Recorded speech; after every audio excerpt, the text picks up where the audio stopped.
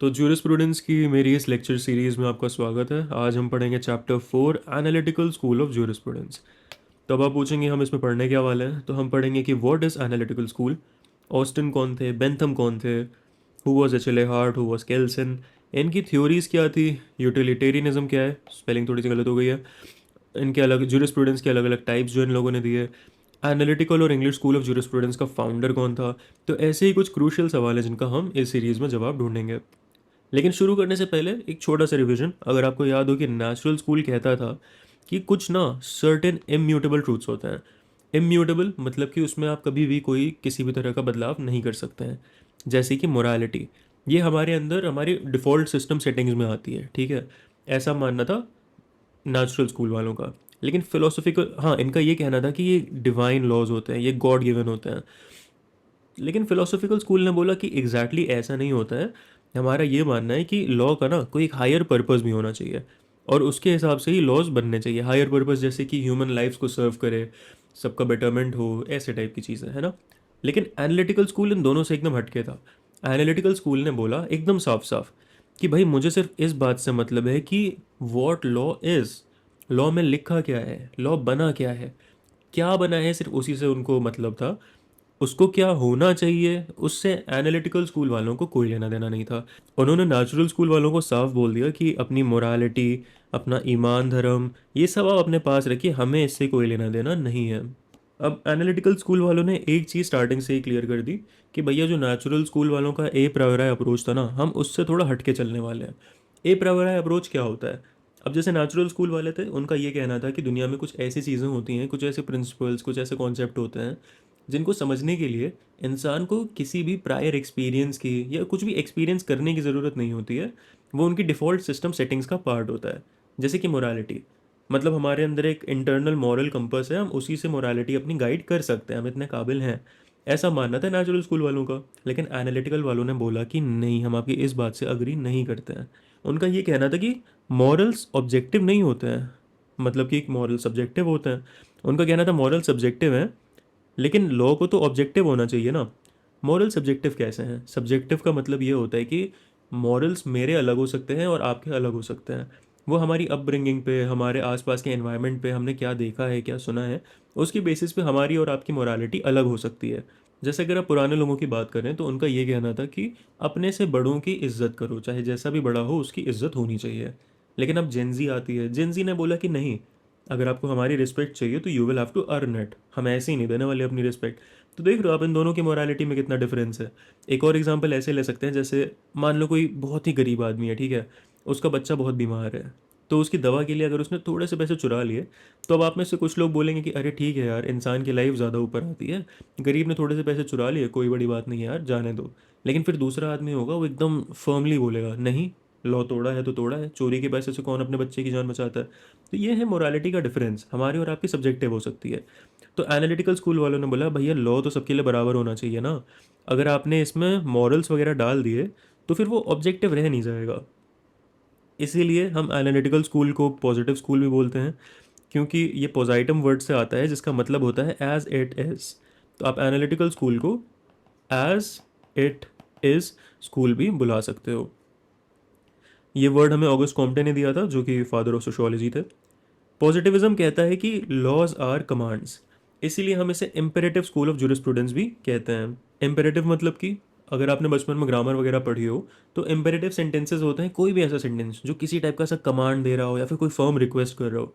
जैसे कि sit down, do not talk in the library, ये सब चीज़ें ना इम्पेरेटिव सेंटेंसेस हैं। ये कहते हैं कि भाई हम लीगल कॉन्सेप्ट्स का एनालिसिस सोशियोलॉजिकल, हिस्टोरिकल और मॉरल एस्पेक्ट्स को परे करके भी तो कर सकते हैं ना, ये सब चीज़ें ऐड करने की ज़रूरत ही क्या है।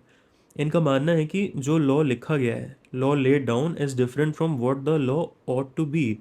मतलब लॉ को क्या होना चाहिए वो एक अलग बात है, और लॉ क्या है जो लिखा है, जो बना हुआ है, हमें सिर्फ उससे मतलब है। ऐसा मानना था पॉजिटिविस्ट्स का। अगर हम एनालिटिकल स्कूल की इंपॉर्टेंट पर्सनालिटीज़ की बात करें तो वो ये सारे होंगे। लेकिन हम सिर्फ बेंथम, ऑस्टिन, एचएलए हार्ट, केल्सन और कुछ एक आधा आपके जो ऑनरेबल मेंशंस होंगे उनके बारे में पढ़ेंगे। अब बात करें ऑस्टिन की, तो ऑस्टिन को ही हम फाउंडर ऑफ एनालिटिकल स्कूल मानते हैं। लेकिन सच ये भी है कि बेंथम के बहुत सारे वर्क से इंस्पायर्ड थे, इतना कि कुछ स्कॉलर्स का तो ये मानना है कि Bentham he original founder of analytical school है। लेकिन स्टिल अगर कोई आपसे आपके एग्जाम में पूछता है कि who is the founder of analytical school, तो आपके मन में एक ही नाम आना चाहिए और वो है ऑस्टिन का। फिर एच एल ए हार्ट आते हैं। एच एल ए हार्ट थोड़े से अलग थे। अब जैसे ऑस्टिन और बेंथम का दिमाग एकदम प्योर एनालिटिकल थिंकिंग का दिमाग था, ये मोरालिटी वगैरह को तो कुछ समझते ही नहीं थे। एच एल ए हार्ट ने फिर भी मॉरल्स और मोरालिटी को थोड़ी बहुत इज्जत बख्श दी थी, लेकिन स्टिल इसके बावजूद ये मॉरल्स को कोई एसेंशियल एलिमेंट नहीं समझते थे। केल्सन की बात करें तो इन्होंने ही हमें प्योर थ्योरी ऑफ लॉ दी थी, जो अभी हम आगे डिस्कस करेंगे। तो शुरुआत भी हम फादर ऑफ एनालिटिकल स्कूल के साथ ही कर लेते हैं। नाम था इनका जॉन ऑस्टन। तो एक तो इन्होंने लिखी थी अ प्ली फॉर कॉन्स्टिट्यूशन, और दूसरी इन्होंने लिखी थी परहैप्स इनकी जो सबसे इंपॉर्टेंट किताब, जो मतलब कह सकते हैं इनका जो लैंडमार्क वर्क था, वो इन्होंने लिखा। उसका नाम था the province of jurisprudence defined. कितनी इंपॉर्टेंट है ये किताब? अगर कोई भी जॉन ऑस्टिन का नाम लेना तो फिर इस किताब का नाम आपकी ज़बान पे होना चाहिए कि जॉन ऑस्टिन ने लिखी थी the province of jurisprudence defined. और ऐसा क्या है जो कि इस आदमी को खास बनाता है? वो ये है कि ये father of analytical school of jurisprudence थे, जैसा कि अभी हमने डिस्कस किया। और उसके साथ साथ ये इंग्लिश ज्यूरिस्प्रूडेंस के भी फादर थे। इंग्लिश ज्यूरिस्प्रूडेंस का मतलब ये नहीं कि जो इंग्लिश में लिखी हुई ज्यूरिस्प्रूडेंस थी उसके फादर। इंग्लिश ज्यूरिस्प्रूडेंस मतलब जो उस टाइम का इंग्लैंड था, उसके ज्यूरिस्प्रूडेंस के फादर थे। अब नेचुरल लॉ को तो इन्होंने सिरे से खारिज कर दिया। इन्होंने बोला कि ये जो आपका नेचुरल लॉ है बड़ा एम्बिगुअस है, इसकी कोई क्लियर डेफिनेशन नहीं है, कोई क्लियर स्टैंड नहीं है, और इसके साथ साथ ये बड़ा ही मिसलीडिंग भी है। इनका ये मानना था कि मान लो आप एक इंडिविजुअल हो, ठीक है, तो इनका ये कहना था कि जो स्टेट है ना, स्टेट स्टेट ही आपके सारे राइट्स क्रिएट करके आपको देता है। तो स्टेट के ऊपर आपका कोई भी नेचुरल राइट नहीं होता। स्टेट ने जो बोला वही फुल एंड फाइनल है, उसी को मानो शांति से। अपना कोई नेचुरल लॉ उसके ऊपर बाईपास करने की कोशिश मत करो, उसके ऊपर कुछ नहीं आता, स्टेट ही आपके सारे राइट्स क्रिएट करके देगा आपको। ऑस्टिन ने ही हमें कमांड थ्योरी ऑफ लॉ दी थी, जिसको हम इम्पेरेटिव थ्योरी ऑफ लॉ भी बोलते हैं, जिसका मतलब होता है कि ऑल लॉज आर कमांड्स। अगर कोई भी स्टेट या फिर सोवरेन आपको कोई भी लॉ बना करके दे रहा है, तो वो आपसे कोई रिक्वेस्ट नहीं कर रहा है, वो आपसे कुछ एक्सप्लेनेशन नहीं मांग रहा है, वो आपको सीधा सीधा कमांड दे रहा है कि जो मैंने बोला है वो करना होगा। ऑस्टिन का कहना था कि all laws are commands of the sovereign backed by sanctions. इन तीन वर्ड्स पे एकदम आप खास ख्याल रखोगे, कमांड्स, सॉवरन और सैंक्शंस, क्योंकि इन्हीं तीनों वर्ड्स की मदद से आपको एक सिंपल सा फॉर्मूला मिलता है। इस फॉर्मूले को हम कहते हैं CSS। सी का मतलब होता है कमांड्स, एस का मतलब होता है सॉवरन, और दूसरे एस का मतलब होता है सैंक्शंस। ऑस्टिन के हिसाब से अगर किसी भी चीज़ को आपको लॉ बनाना है ना, तो इन तीन फंडामेंटल्स का होना बहुत ज़रूरी है। एक सॉवरन जो कि कमांड बनाएगा और उसको वो बैक करेगा सैंक्शंस की मदद से। जैसे कि मान लो पुलिस वाला सॉवरन हो गया, उसने बोला कि आप ट्रैफिक लाइट के रूल्स नहीं तोड़ोगे, और अगर आपने इसे तोड़ा तो आपके ऊपर 100 रुपये का फ़ाइन लग जाएगा। तो ये है आपका सॉवरन, ये है आपका कमांड कि ट्रैफिक लाइट के रूल्स नहीं तोड़ोगे, और अगर आपने तोड़ा तो आप पे लग गया सैंक्शन। ठीक है, तो ये है CSS। ऐसे ही ऑस्टिन के हिसाब से लॉज बनते थे। ऑस्टिन के हिसाब से कोई कस्टम तब तक लॉ नहीं बन सकता जब तक इसे जुडिशियल रिकॉग्निशन नहीं मिलती है। मान लो कि आपके यहाँ का ये रिवाज है कि जो छोटे हैं वो बड़ों का पैर छुएंगे, लेकिन ये लॉ तो नहीं है ना, तो जब तक इसको जुडिशियल रिकॉग्निशन नहीं मिल जाती है तब तक ये लॉ नहीं है। ये आपको मानना है मानो, लेकिन आप किसी पे एनफोर्स नहीं कर सकते, स्टेट ने नहीं बोला किसी को करने के लिए। अब ऑस्टिन भी एकदम टिपिकल एनालिटिकल स्कूल थिंकिंग वाले आदमी थे। इनका ये कहना था कि जो इनकी इम्पेरेटिव थ्योरी है, इनको सिर्फ इस बात से मतलब है कि लॉ क्या है, जो उस पर्टिकुलर टाइम फ्रेम पे लॉ की डेफिनेशन है, जो भी उसके बारे में लिखा है, इनको सिर्फ उस चीज़ से मतलब है। इनको कोई लेना देना नहीं है मॉरल से या फिर रैशनैलिटी से या फिर जो भी इधर उधर की चीज़ें नेचुरल लॉ वाले बात करते थे। इनको नहीं मतलब था कि what law ought to be, इससे मुझे कोई मतलब नहीं है, मुझे बस इससे मतलब है कि अभी लॉ क्या है। इनके बहुत ही फेमस सेइंग भी है, the existence of law is one thing, it's merit और डीमेरिट अदर। कि लॉ का एग्जिस्ट करना एक अलग चीज़ है, उसके फ़ायदे नुकसान उन सब का आकलन आप करते रहो, वो बात की चीज़ है, वो अलग चीज़ है। ये कहना था ऑस्टिन का। ऑस्टिन ने ही ज्यूरिस्प्रूडेंस को पर्टिकुलर और जनरल ज्यूरिस्प्रूडेंस में डिवाइड किया। पर्टिकुलर ज्यूरिस्प्रूडेंस किसी पर्टिकुलर एरिया का, किसी पर्टिकुलर ज्यूरिसडिक्शन का अगर ज्यूरिस्प्रूडेंस है तो उसे पर्टिकुलर ज्यूरिस्प्रूडेंस कहते थे। और jurisprudence as a subject in general, जो कि सब पे अप्लाई होता है, जो कि यूनिवर्सल है, उसको वो बोलते थे जनरल ज्यूरिस्प्रूडेंस। इसके साथ ही जॉन ऑस्टिन ने हमें डिफरेंस बताया था पॉजिटिव लॉ और पॉजिटिव मोरालिटी के बीच में। पॉजिटिव लॉ की अगर बात करें तो इसे हम कह सकते हैं लॉज प्रॉपरली सो कॉल्ड। इसमें इनका कहना है कि these are laws set by man as political superiors to political inferiors. अब जैसे कि मैं हूँ, आप हैं, हम सब एक जनता हैं, राइट।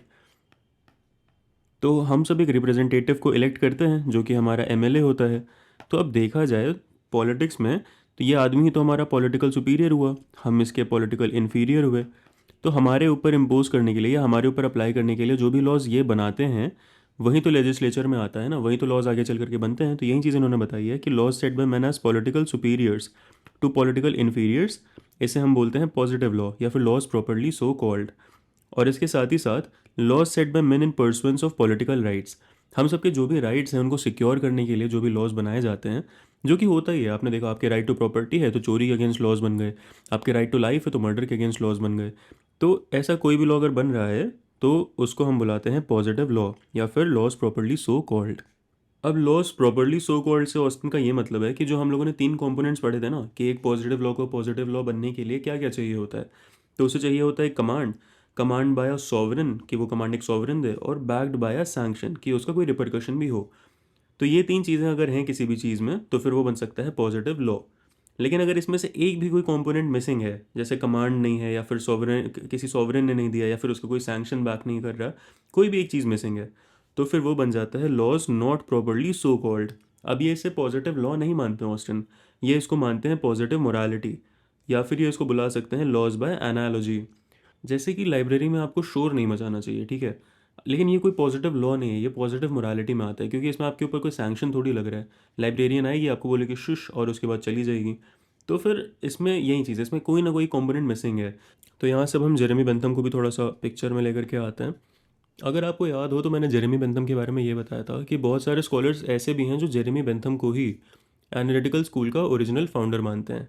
लेकिन हमने किसके बारे में पढ़ा है? हमने पढ़ा है कि जॉन ऑस्टिन है और एनालिटिकल स्कूल के ओरिजिनल फाउंडर। तो ऐसा क्यों है?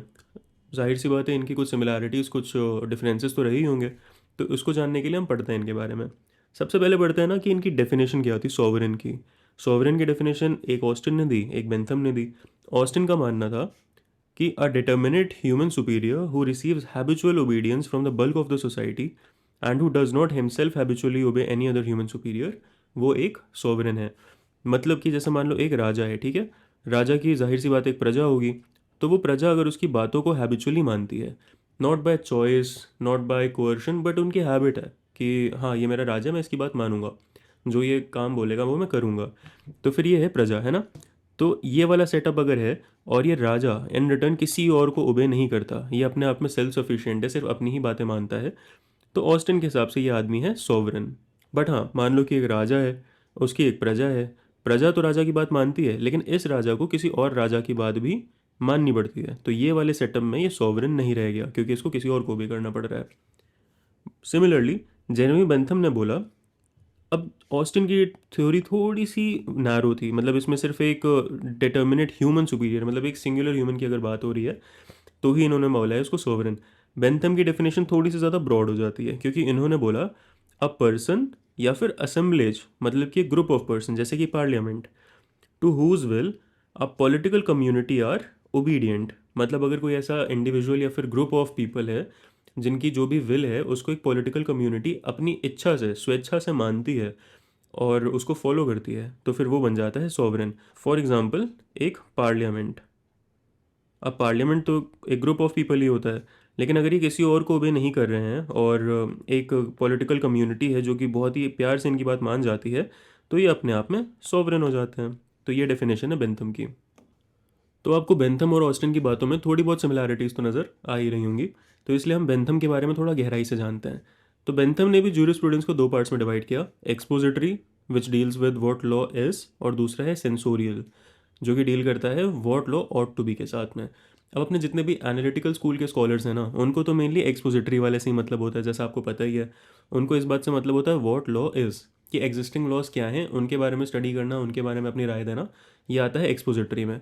और सेंसोरियल होता है what law ought to be, मतलब लॉ को कैसा होना चाहिए। आप जब आइडियलिज्म में आ जाओ थोड़ा सा, तो वो होता है सेंसोरियल। जैसे कि वोटिंग राइट्स अगर आप इंडिया में बात करें तो आपको 18 साल का होना ही होगा, ये एक लॉ है, एग्जिस्टिंग करंट लॉ है, तो ये एक्सपोजिटरी में आ जाता है। लेकिन कुछ लोग इस बारे में डिबेट करेंगे कि नहीं यार 16 होनी चाहिए, कुछ बोलेंगे 20 होनी चाहिए। तो जब कोई इस बारे में डिबेट करने लग जाए तो वो होता है सेंसोरियल, कि कैसा होना चाहिए। ठीक है, तो ये इसके बीच में डिफरेंस है। अब एक्सपोजिटरी लॉ भी फर्दर दो पार्ट्स में डिवाइडेड है, एक है अथॉरिटेटिव और दूसरा है अनअथॉरिटेटिव। अथॉरिटेटिव वही हमारा टिपिकल लॉ मेकिंग की जो प्रोसेस फॉलो करके बनता है कि एक लेजिस्लेचर है वो लॉ बनाएगा, एग्जीक्यूटिव उसी लॉ को फॉलो करवाएगा, इन्फोर्स करवाएगा, तो वो आता है अथॉरिटेटिव में। लेकिन अनअथॉरिटेटिव आता है वो वाले लॉज जो कि किसी टेक्स्ट बुक से डिराइव किए गए हैं, या फिर किसी रिलीजन का कोई कस्टम है, किसी ट्राइब का कोई कस्टम है, जिनको जुडिशियल रिकॉग्निशन तो नहीं मिला है, लेकिन फिर भी वो अनअथॉरिटेटिव रूप से एक लॉ का फॉर्म बन जाता है उनका। तो ऑस्टिन की तरह बेंथम भी नेचुरल लॉ को काफ़ी कुछ भला बुरा बोल चुके थे। इनके हिसाब से natural law is nonsense upon stilts.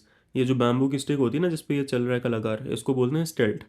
और इन्होंने बोला नॉनसेंस अपॉन स्टिल्ट्स, और इसके साथ ही साथ इन्होंने नेचुरल लॉ को बुलाया है एनार्किकल पॉलिसीज। एनार्की मतलब होता है लॉ की लैक ऑफ गवर्नमेंट। अगर कोई ऐसी जगह है जहाँ पे कोई गवर्नमेंट नहीं है या फिर कोई ऐसी बॉडी नहीं है जो लोगों को गवर्न करे, कोई गवर्निंग बॉडी का एब्सेंस, उसको बोलते हैं एनार्की। तो एनार्किकल पॉलिसीज उन्होंने बुलाया है नेचुरल लॉ को।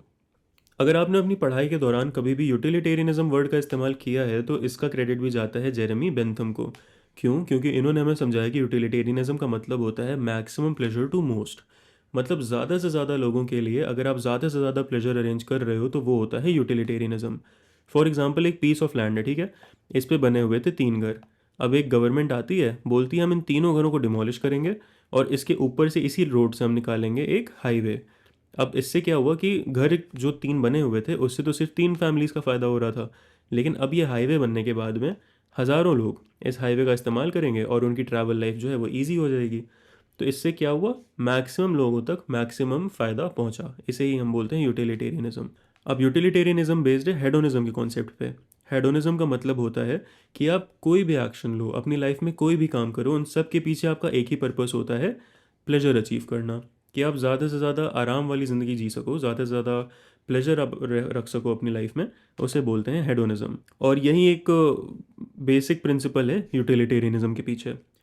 अब बेंथम का ये मानना था कि वो प्लेजर और पेन को क्वांटिफाई कर सकते हैं, मेजर कर सकते हैं अपने यूटिलिटेरियन कैलकुलस की मदद से। और इसमें होते थे 7 फैक्टर्स। पहला तो ये कि कितनी इंटेंसिटी से आपको प्लेजर फील होता है। दूसरा ये कि कितनी देर तक फील होता है, क्या प्रोबेबिलिटी है कि आपको वो प्लेजर फील होगा ही किसी पर्टिकुलर एक्शन को करने के बाद में। रिमोटनेस मतलब कि वो एक्शन आपने किया, अब उसकी करने के कितनी देर के बाद आपको वो प्लेजर फील होगा।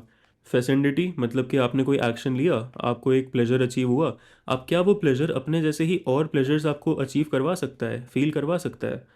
प्योरिटी मतलब कि आपने जैसा प्लेजर एक्सपेक्ट किया था कि आपको वैसा ही प्लेजर फील हुआ या फिर कुछ अलग हुआ, ज़्यादा हुआ, कम हुआ। और एक्सटेंट मतलब कि कितने लोग आपके एक एक्शन से अफेक्ट होंगे, कितने लोगों को वो प्लेजर मिलेगा। तो ये हैं कुछ 7 फैक्टर्स जो कि इनके यूटिलिटेरियन कैलकुलस में आते हैं। पिछले सेमेस्टर में आपने इंटरनेशनल लॉ ज़रूर पढ़ा होगा, नहीं भी पढ़ा होगा तो इस वर्ड का जिक्र आपने कहीं ना कहीं तो सुना ही होगा। और इसका क्रेडिट भी जाता है जेरेमी बेंथम को ही। इन्होंने ही सबसे पहले इस टर्म को यूज़ किया था। लेकिन हमारे पास एक सवाल आता है कि अगर आप ऑस्टिन की बातों को याद करें तो आप एक बात बताइए मुझे कि इंटरनेशनल लॉ को क्या वाकई में लॉ बुलाना सही है? क्योंकि क्या होता है इंटरनेशनल लॉ, बहुत सारे नेशंस होते हैं, वो साथ में आते हैं और वो कुछ लॉज बना देते हैं, लेकिन क्या इनमें से कोई भी लॉ एनफोर्सेबल है? नहीं, ये एनफोर्सेबल नहीं होते हैं। तो ये कौन सा लॉ जो इन्फोर्स नहीं किया जा सकता? तो आप इसे लॉ बुलाओगे या फिर मोरालिटी बुलाओगे? कमेंट सेक्शन में ज़रूर बताइएगा। इसके अलावा बेंथम के कुछ बहुत ही फेमस वर्क्स भी हैं, इनको भी एक बार देख लीजिएगा। और ऑफ लॉज इन जनरल ये एक बार रीपब्लिश भी हो चुका है एच एल हार्ट के एडिटरशिप के अंडर में। एच एल हार्ट कौन है अभी हम आगे पढ़ेंगे।